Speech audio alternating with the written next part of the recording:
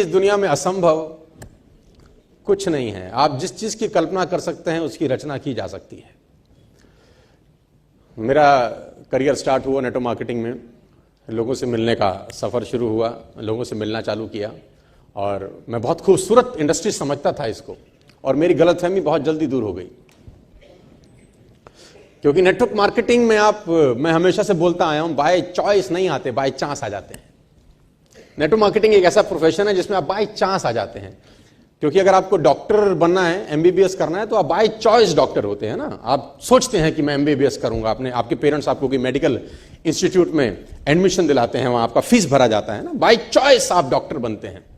ऐसे ही अगर आपको एलएलबी का शौक है, आप चाहते हैं कि आप एक लॉयर बने, तो आप एक अच्छा इंस्टीट्यूट पिक करते हैं, आप बाय चॉइस लॉयर बन जाते हैं।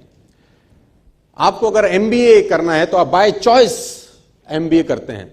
इंजीनियर बनना है तो आप बाय चॉइस इंजीनियर बनते हैं। फैशन डिजाइनर बनना है तो बाय आप चॉइस करते हैं, चूज करते हैं अपना करियर। 12th के बाद या 10th में या 11th में, जब भी आपके सपने आकार लेते हैं तो आप अपना करियर को चूज करते हैं, है ना। किसी भी जिंदगी के मोमेंट पे कि मैं बड़ा होकर डॉक्टर बनूंगा, या मैं बड़ा होकर फिल्म स्टार बनूंगा, या क्रिकेटर बनूंगा। यानी जितने भी कैरियर इस दुनिया में चलते हैं वो बाय चॉइस होते हैं। लेकिन नेटवर्क मार्केटिंग इस दुनिया का एकमात्र ऐसा कैरियर है जो बाय चॉइस नहीं होता, जिंदगी में बाय चांस आ जाता है।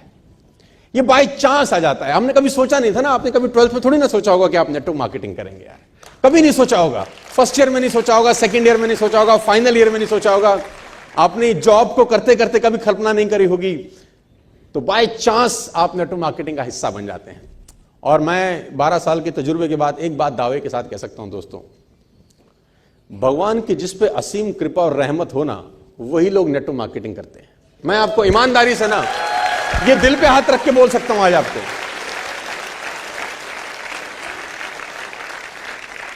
और 9 के 9 ग्रह जिसको अच्छी नजर से देखें वो महसूस करते हैं। फिर नहीं, अच्छी नजर जिसकी हो, करते करते मेरा करियर परवान चढ़ने लगा और मैं 5वें महीने कैप लिमिट पे था इस कंपनी में। सितंबर 14 से मेरा एसोसिएशन है इस बिजनेस में, और जनवरी 15 2006 को मैं कैप लिमिट पे था। कैप लिमिट 1 लाख रुपए हफ्ता होती थी उस जमाने में, अभी 1,35,000 हो गई है। तो अक्सर मुझसे लोग पूछते हैं कि सर सितंबर 14 में आपने बिजनेस स्टार्ट किया और जनवरी 15 यानी 4 महीने के बाद आप 1 लाख रुपए सप्ताह यानी 4 लाख रुपए महीने तक कैसे पहुंच गए। क्योंकि 4 लाख रुपए पर मंथ कमाना is not a small amount, और वो भी 12 साल पहले। आज भी 4 लाख रुपए कमाना is not a small amount, है ना। 4 लाख रुपए is a huge amount, is a good amount. और 12 बरस पहले मैं जनवरी 15 को 1 लाख रुपए हफ्ते पे था। 1 लाख रुपए की कैप लिमिट को मैंने टच किया, तो मैं बड़ा खुश था कि मैं 1 लाख रुपए हफ्ता कमा लिया हूँ, मैंने कुछ अचीव किया है जिंदगी में। तो मैंने अपने पिताजी को बताया कि मेरे को 1 लाख रुपए सप्ताह का चेक आया है। तो मेरे पिताजी ने मुझे एक बात बताई जो मुझे आज तक याद है, कभी भूला नहीं हूँ। तो मेरे पिताजी की जो बात थी वो मैं लोगों को बताता हूं। अब मेरे पिताजी ने बोला, बेटा पैसे कमाना और कमाते रहना दोनों अलग अलग बातें होती हैं। टॉप पे पहुंचना और टॉप पे रहने में जमीन और आसमान का फर्क होता है। मुझे समझ में नहीं आया कि इसका क्या मतलब होता है यार, कमाना और कमाते रहना। कमा तो रहे हैं, टॉप पे पहुंचना और रहना ये अलग अलग होता है, ये मुझे समझ में नहीं आया। बुद्धि छोटी थी। लेकिन नेटवर्क मार्केटिंग में जैसे जैसे इस बिजनेस को मैं करता गया, समझ में आया कि दोनों बातों में बहुत खतरनाक भेद है। कमाना और कमाते रहना दोनों अलग अलग चीजें हैं। टॉप पे पहुंचना और टॉप पे रहना दोनों अलग अलग चीजें हैं। लेकिन वो पिताजी की बात को मेरे को ध्यान में रखते हुए मैं इतना मेहनत किया और आगे बढ़ता रहा। और आपके लोगों के सहयोग से और लोगों की प्यार से और विशेष से मैं आज आपके सामने कंपनी का हाईएस्ट अर्नर हूं। और मैंने ख्याल में कभी सोचा नहीं था कि यार मेरे साथ जिंदगी में कुछ ऐसा हो जाएगा कि मैं इतना पैसा कमा लूंगा और ये सब कुछ हो जाएगा। और मेरे पास आज आपको देने के लिए बहुत कुछ है यार, है ना।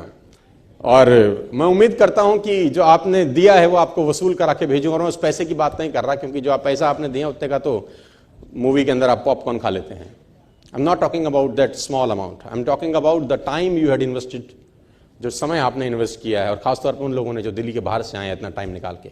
आपको जब वापस भेजूंगा तो आपका ये सब वसूल करा के भेजूंगा, ऐसी गारंटी तो मैं अभी आपको दे सकता हूं।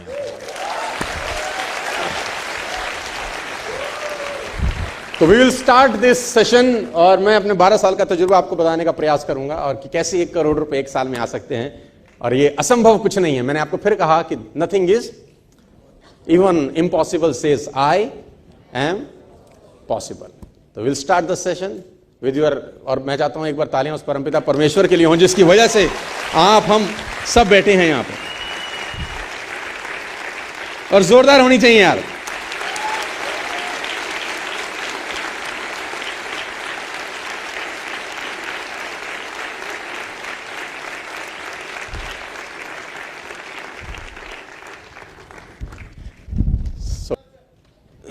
₹1000 ले लो।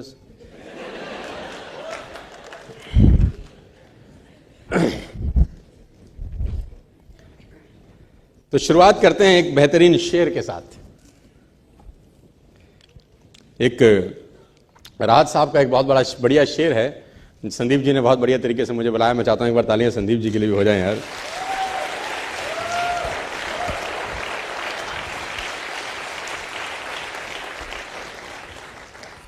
इस उम्र में हम कुछ भी नहीं कर पाए थे और तुम लोगों ने इतना बड़ा बड़ा काम किया यार। हाँ, 25, 26, 27 साल का एज कोई बहुत ज़्यादा एज नहीं होता यार, है ना। लोग स्ट्रगल करते हैं, हम बायोडाटा लेके घूमते हैं इधर से उधर, और तुम Q5 चला रहे हो और कमाल का काम किया है तुमने यार। तो एक शेर के साथ आज इस सेशन की शुरुआत करते हैं। आज का सेशन बहुत मज़ेदार होने वाला है आप सब लोगों के लिए, और जिसका दिल थोड़ा सा कमज़ोर है उसके लिए अच्छा बिल्कुल भी नहीं होगा। तो राहत साहब का शेर है कि गुलाम, गुलाब, जाम। ध्यान से सुनिएगा, और अगर आप तक पहुंच जाऊं तो मुझे तालियों से बता दीजिएगा कि मैं आप तक पहुंच पा रहा हूं। गुलाब, जाम और जहर क्या क्या है? मैं संदीप से पूछ रहा हूं कि गुलाब, जाम, जहर क्या क्या है? मैं आ गया हूं, बता इंतजाम क्या क्या है?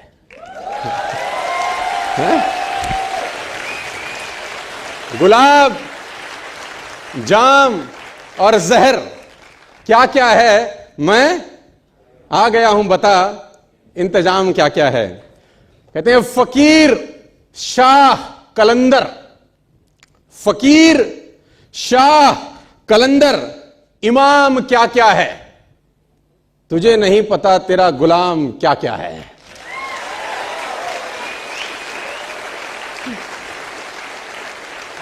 तुझे नहीं पता कि तेरा गुलाम क्या क्या है। कुछ आज सीखते हैं और कुछ समझने का कोशिश करते हैं इस सेशन से। असंभव इस दुनिया में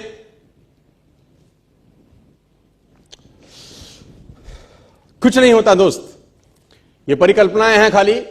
और मैं आज तो आपको बहुत ईमानदारी से और 12 साल के तजुर्बे का निचोड़ निकाल के बता सकता हूं कि इस दुनिया में असंभव नाम का कोई शब्द होता ही नहीं है, किसी डिक्शनरी में पाया जाता नहीं है, कभी सुना लोगों के मुंह से ही सुना है, और ये मस्तिष्क में रहता है।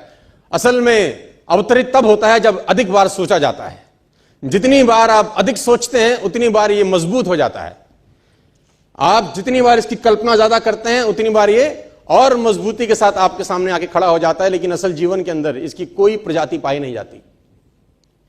मैं आपको कुछ उदाहरण बताना चाहूंगा आज, और फिर इस सेशन का शुरुआत करेंगे अपन लोग।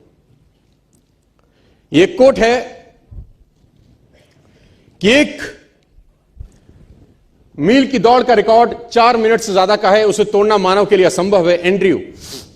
हैरी एंड्रयूज जो ब्रिटिश ओलंपिक में कोच हुआ करते थे, 1903 में एक स्टेटमेंट दिया, और ये ओलंपिक टीम के कोच थे ब्रिटिश की।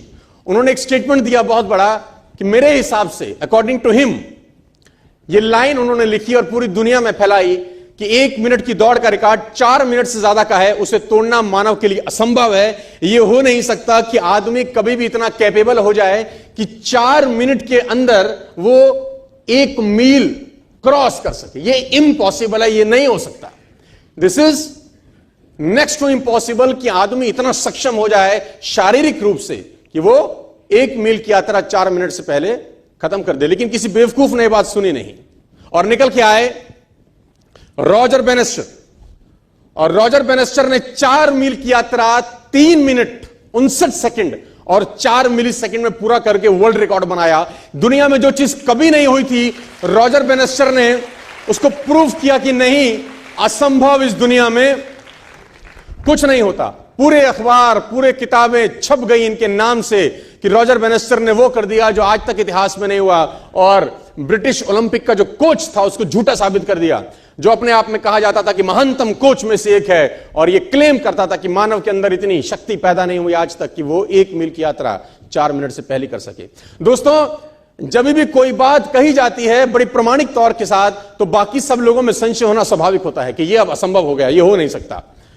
और तब तक नहीं हुआ जब तक एक व्यक्ति ने नहीं किया। रॉजर बेनेस्टर निकल के आया 1954 के अंदर, और 1954 के अंदर उन्होंने वो कीर्तिमान बनाया। और आप जान के हैरान हो जाएंगे कि 1954 तक ही असंभव था कि कोई व्यक्ति 1 मील 4 मिनट से पहले कर सकता था। बहुत लोगों ने ट्राई किया, फेल हो गए, ट्राई किया, फेल हो गए, ट्राई किया, फेल हो गए, ट्राई किया, फेल हो गए, क्योंकि मस्तिष्क में एंड्रयू स्ट्रॉस गूंजते थे। वो मस्तिष्क के, वो ब्रिटिश का जो कोच था उसके दिमाग में बातें गूंजी थी कि ये तू कर नहीं सकता जिस काम के लिए तू करना चालू किया है। लेकिन आप जान के हैरान हो जाएंगे कि ठीक इसके 10 बरस के बाद, यानी 1964 के अंदर, स्कूल जाने वाला एक लड़का जिम रेयन करके इसके रिकॉर्ड को भी तोड़ के भाग गया आगे।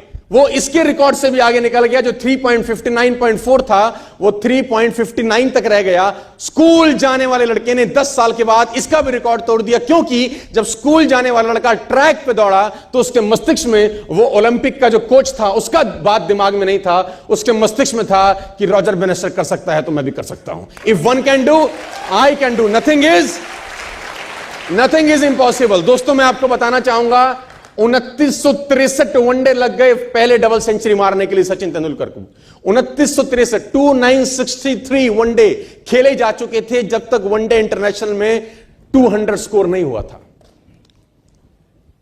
इन फरवरी 2010 सचिन तेंदुलकर ने पहला इंटरनेशनल क्रिकेट में 200 स्कोर किया।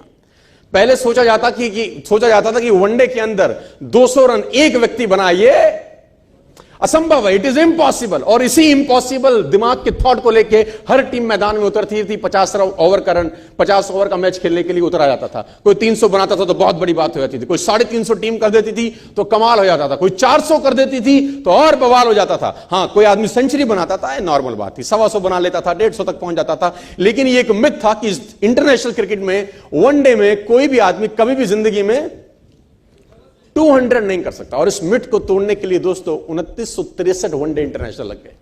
और सचिन तेंदुलकर ने इसको जब 2010 में ब्रेक किया फरवरी के अंदर, तो एक आस जगी, एक उम्मीद जगी। और आप जान के हैरान हो जाएंगे, इस घटना के 16 ही महीने के बाद, सिर्फ 250 वनडे के गैप के अंदर सहवाग ने इसको भी ब्रेक कर दिया। सिर्फ 250 वनडे लगे, ओनली 250 वनडे मैच। पहला जो मिथ था, जो असंभव था, उसको ब्रेक होने में करीब 3000 वनडे लगे। लेकिन उसी बात को तोड़ने में फिर सिर्फ 250 वनडे में सहवाग ने इसको तोड़ दिया। क्योंकि जब सहवाग जैसे और प्लेयर तेंदुलकर के 200 करने के बाद मैदान में उतरते थे, तो उनके दिमाग में एक बात घुसती थी कि एक ने कर दिया है तो दूसरा कर सकता है। If one can do, other can do. और मैं आपको बता दूं, उसके बाद रोहित शर्मा ने 2 बार किया, 2 टाइम्स।